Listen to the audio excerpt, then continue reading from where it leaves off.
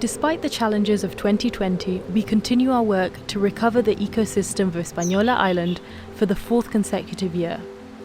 This effort seeks to reduce the effects of invasive species that devastated the island several decades ago.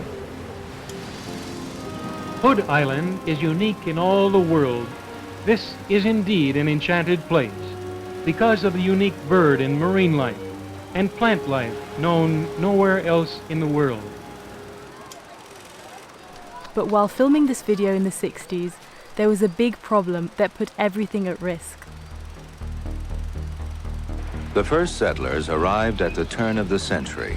They let loose domestic animals such as these donkeys and, far worse, goats.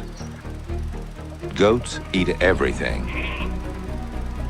These herbivores devastated the representative vegetation of islands such as Española for almost 100 years, competing with emblematic species of Galápagos. The eradication of goats was a success, but being herbivores par excellence, they preyed on all kinds of plants, affecting native and endemic flora. Significant efforts to recover a pristine Española have been implemented, and one of them is the Galápagos Verde 2050 project of the Charles Darwin Foundation.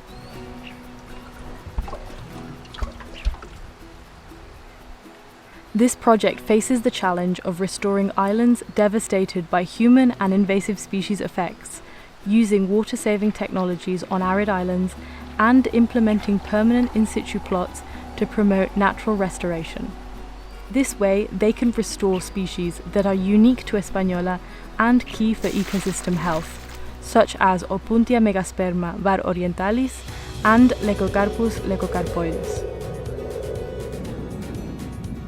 Pero el futuro será cuando yo ya no me encuentre y estarán las siguientes generaciones. Y para eso estamos, para trabajar por un Galápagos mejor y también educar a las generaciones para que sean ellos los que el día de mañana estén contando una gran historia de un proyecto Galápagos Verde que no llegó solo hasta el 2050, sino mucho más.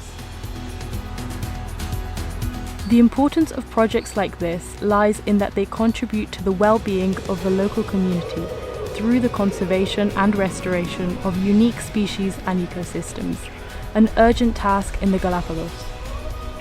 We can all be part of the solution, not only supporting the efforts of scientists, but also working towards making our lifestyles more sustainable in order to do our part in whichever way we can.